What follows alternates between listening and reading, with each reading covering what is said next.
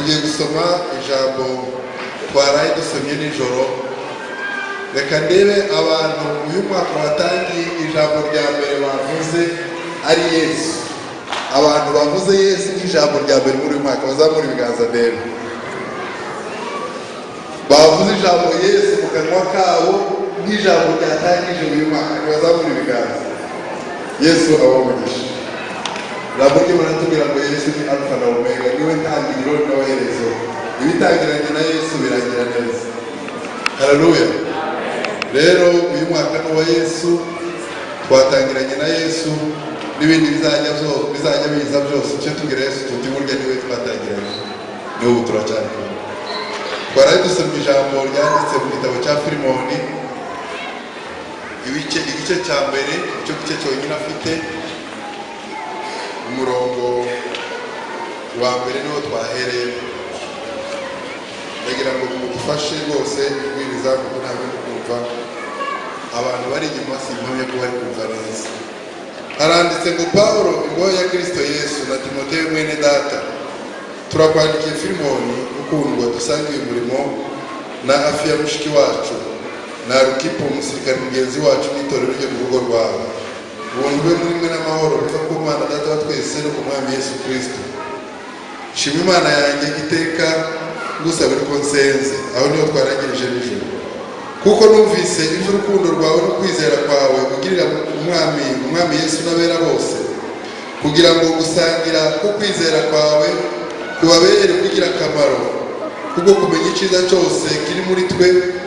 Iri jambo ubushize bw'amanga ni ijambo rivuga ngo ufite uburenganzira, ufite full power, ufite imbaraga, nubwo ufite ubushize bw'amanga bwose muri Kristo bwo kugutegeka ibikwiriye, ese kugukwiriye kugira gute? Musubize cyane. Kukwiriye kubw'urukundo, kandi kuko nuko ndi Pawulo umusaza kunzi. Ahari cyatumye atandukanywa nawe igihe gito, ni ukugira ngo tuzabane iteka, atakiri imbata yawe, ahubwo ari imbata, aruta imbata, ari mwene ukundwa, ukundwa nanjye cyane, ariko akarushaho gukundwa nawe kubw'umubiri no kubw'Umwami Yesu umwami wacu. Nuko rero niba wemera ko dufatanyije umurimo, mwakire nk'uko wanyakira, kandi niba hari icyo gucumuyeho cyangwa akaba afite umwenda wawe, ugire ute? Ubibare. Njye Pawulo wanditse n'urwaje ukuboko yuko nzakwishyura, nebwirwa kubwira yuko nawe ubwawe n'umwenda wanjye, uwo mwenda ni wowe ubwawe. Bibe bityo mwene data, ubone n'umumaro mu mwanya wacu uruhura umutima muri Kristo. Mbandikiye niringiye ko uzanyumvira, zimwe uzakora n'ibindi ibyo mvuze, kandi ikindi ndemuriraho nzacyumvika kuko niringiye yuko niba amasengesho yanyu muzampawe. Epafura uwo tubohamwe muri Kristo Yesu atudasha, na Mariko na Sitariko na Dema na Luka, abo dusangiye umurimo baradusha, ubuntu bw'Umwami Yesu Kristo bubane mu mitima yanyu. Amen. Nanjye ndaje. Ejo bundi usiba ejo kuwa kabiri, ejo hari kuwa kane, ubwo ni kuwa kabiri no kuwa gatatu, twari mu nama i Kigali y'abapasiteri, cyangwa se nk'uko mubyita y'abashumba, ariko umushumba ni kimwe n'umupasiteri. Hari uherutse gusaba ibibazo n'amaguru abapasiteri ngo nako gura umushumba bingana pasiteri. Haleluya. Rero guhera uyu munsi nuzahamagara pasiteri ushishikama ngo pasiteri, nani wakumagara ngo pasiteri, ntacyo aho uzabukoza, ahubwo Imana izabiguhera umugisha. Ngaho baza wiyamashye. Pasiteri ni Igifaransa, ni ibyo tandukanyiriza, nubwo byenda mu mvugo ya ADEPR dukunze kuvuga ngo umushumba ngo nushinzwe paruwase cyangwa ushinzwe akarere cyangwa ushinzwe ururembo, ariko umupasiteri wese ni umupasiteri. Rero iyo Rwanda bimaze mu ikiri Haleluya. Ntituzasohoze kuri abo pasiteri Gapusi n'izina n'ibyaje. Mwumvise ko rigenda yavuze ngo duhagurutse gushima Imana nk'umuryango wa Gapusi, sibyo? N'abapasiteri ari mu muryango wa Gapusi, murabyumva? Rero kuri we ni uburenganzira bwe bwo kuvuga mu muryango wa Gapusi. Ibyo bindi n'ubupasiteri iri iruhande b'abango diregiteri ahandi pasiteri Rabe ni pasiteri, Bushishi ni pasiteri, Nowa mu minsi itareze ine azaba ari pasiteri.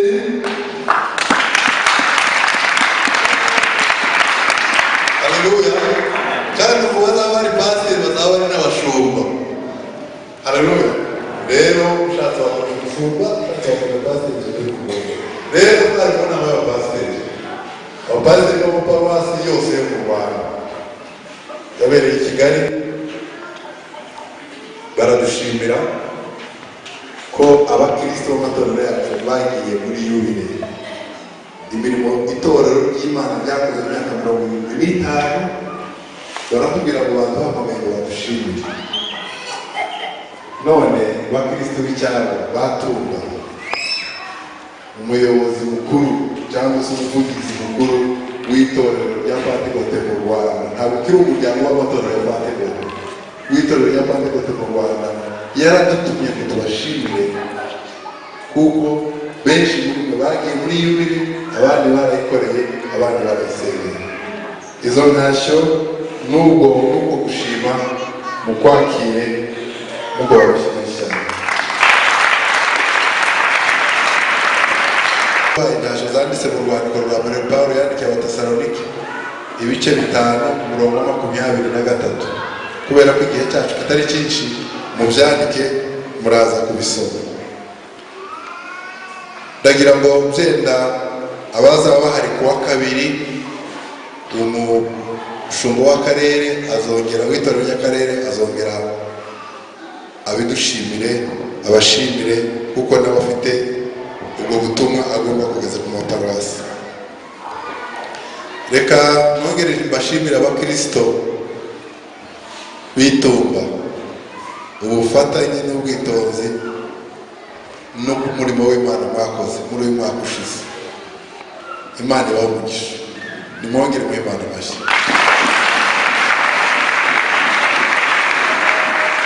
Imana idakiranirwa, izi kureba ikareba n'ibiri mu mutima, abantu bose bakoze bakiranuka izabagororera. Haleluya. Imirimo mwakoze Imana izayibagororera. Abayobozi banyu, reka nsabe abadiyakoni aho bari bahaguruke, nsabe abashumba bari hano imbere bose nabo bahaguruke, na mwarimu Nowa ubwo twavuze ko abaye umushumba byarangiye, hasigaye umuhango. Aba nibo bayobozi b'uyu mudugudu. Ndagira ngo abakristo aho mwicaye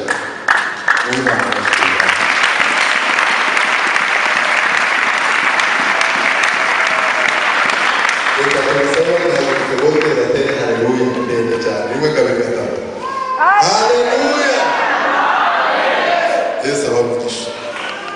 Ndashimira amakorali, ndashimira amakomisiyo atandukanye, mbereye kuri komisiyo ya dekorasiyo.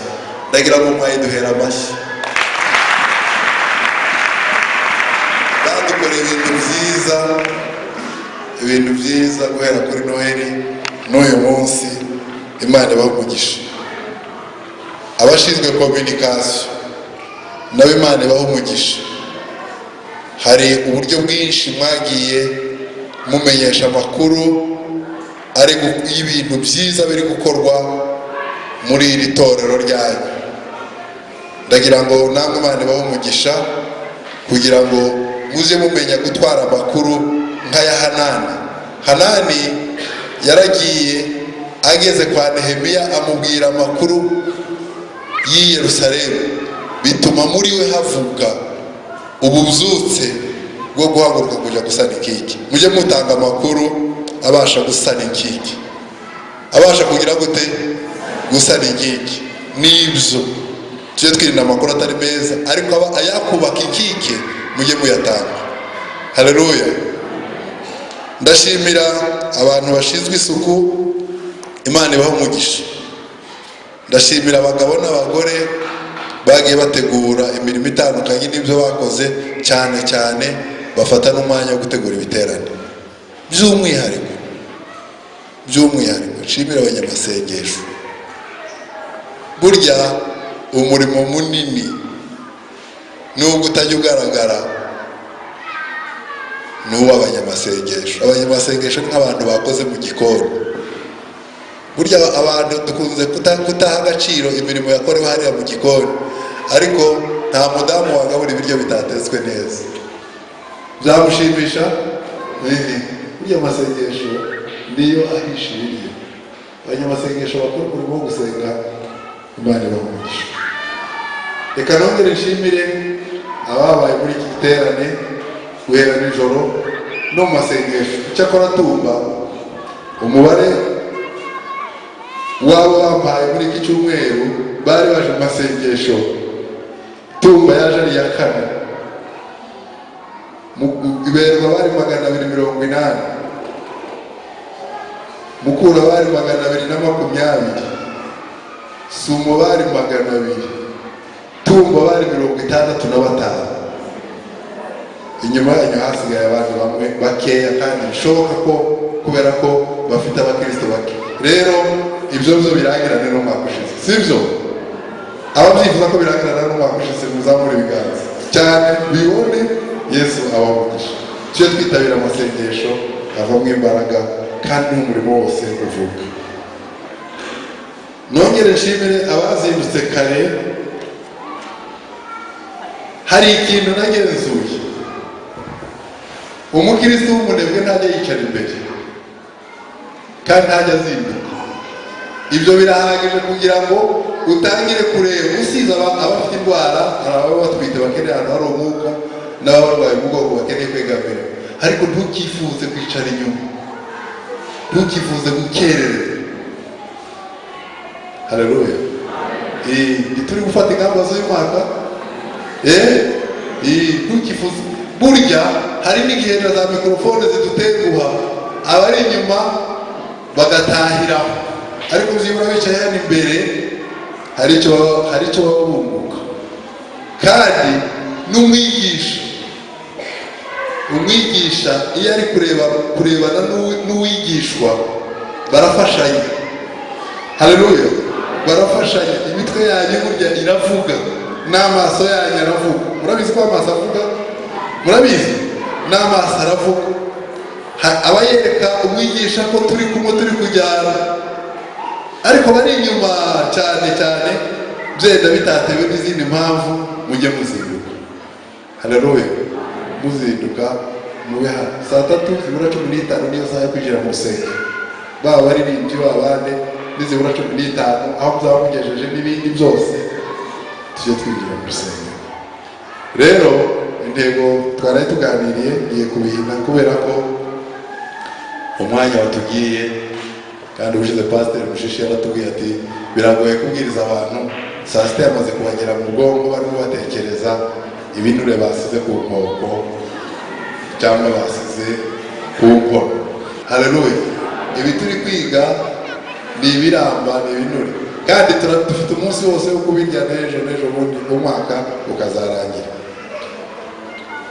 Nijoro twaganiriye, nyuma y'uko tuganira n'abashumba babayobora, ijambo twagira intego y'uyu mwaka turavuga ngo ni ukubaka itorero ry'igihugu. Haleluya. Dukunze gutekereza ko gukorera Imana cyane cyane ari hanze, mu bupasiteri, mu bwarimu, mu budiyakoni, mu buririmbyi, mu kujya gusenga, ariko no mu Rwanda dutegereje. Haleluya. Mu itangazo rimwe baduhaye ubu muri inama y'i Kigali baratubwiye ngo abapasiteri umunsi wo kuwa mbere ni uwanyu. Kuwa mbere ntimuzajya gushaka umupasiteri kuri biro, ni umunsi wiwe. Natega imodoka akajya i Kigali, ni akazi ke. Nafata urugo rwiwe bakaja hehe sinzi aho bajya basohokera mu Ruhengeri hariya mu Birunga, ni uburenganzira bwe. Haleluya. Kuko urugo rwiwe rwize gute ruramutegereje. Kandi nafata umwanya kuba ngo uyu munsi ndasengana n'abana banjye, ntuzamukome kuvuge ngo si itorero ko waritaye, ni inshingano ze n'itorero ryo mu rugo. Haleluya. Rero niyo ntego y'uyu mwaka. Turifuza ko uyu mwaka uba uwo kwita ku miryango yacu, tukabarera mu buryo bw'umwuka. Hari ukuntu abana tujya tubibagira. Kera ngo abantu bakuru nibo baryaga ibishyimbo, bukeye igishyimbo kimwe kirayoba kijya mu biryo by'abana, umwana yakwira ngo agiye gusanga ibindi, kubera ko yumvaga adafite uburenganzira bwo kugira gute bwo kurya ibishyimbo. Kera tukiri abana twaragishaga tukabaha tunywa amata gusa. Noneho umunsi umwe abantu baza kudusura bakazana umutsima, ubugari bwa kawunga. Bwahagera abantu bakuru niyo bari bafite uburenganzira bwo gufata igice kinini. Hakaba n'igihe abana bahegera abakuru baragiye bakagenda bakanuforaho gatoya, ariko biteguye ko abakuru nibagaruka bari bubabaze. Umunsi umwe hari abana babiri bahamagaye baravuga bati ninde wariye ubu bugari, bose batinya kuvuga. Noneho baza guhamagara bamushyira ku ruhande bati kanaka yavuze ko ari wowe, nawe atari ko twabusangiye. Urumva nta burenganzira yari afite, ariko n'izibika zari iki zaramage, kandi gutaza agakura baga iki umutavu. Ndagira ngo bene data, abana ntitwumve ko ari abo kwicara gusa no ku bisambi. Hari igihe mubagurira imyenda myiza hariya mu mujyi, akaza kumwicaza ku musambi. Ubu nta mvura yaguye, imvura nigwa turaza twakandagira ubwondo bagende bicara hariya ku misambi. Nibarangiza nutaha utangira gukubita umwana ngo wiyanduje, yanduje se atari we wabiteye. Dufate igihe twegera abana bacu tubaganiriza ijambo ry'Imana. Haleluya. Bibiliya iravuga ngo nibamara gukura ngo ntibazabivamo. Siko birivuga. Niyo ntego y'uyu mwaka. Ndatekereza ko tuzagira igihe kinini cyo kubiganiraho. Dusoma inkuru za Filimoni Pawulo amwandikira avuga ko ari kumwe na Timoteyo, hanyuma aramubwira ngo ndakwandikiye wowe Timoteyo. Yari ari kumwe n'abandi bantu babiri, uwitwa Afiya n'uwitwa Rukipo.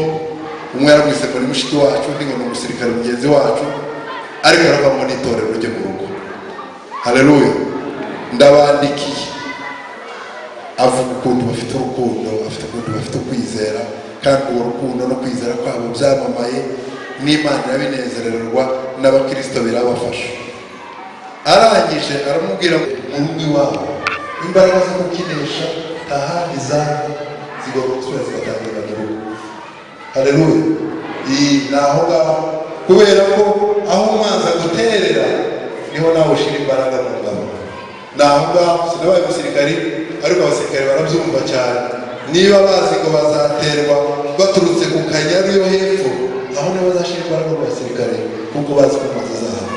Rero Satani utera itorero kenshi yatangiriye mu rugo. Natwe imbaraga zo kumenyesha tuzitangire mu rugo. Uyu mwaka uzarangira dufite ubuzutse. Imana iramugisha. Mureke duhaguruke dusenge.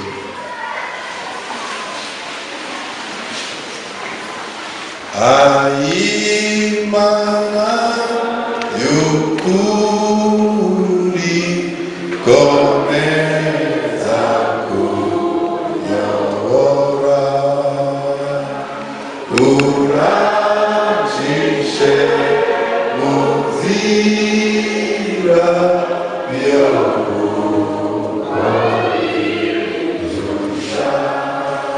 Mami, mami,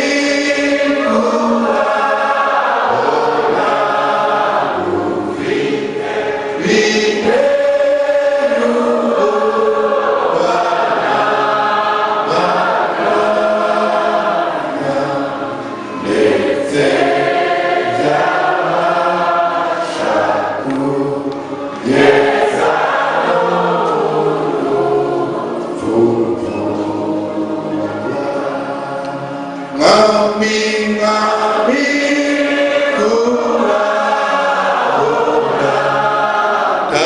ufite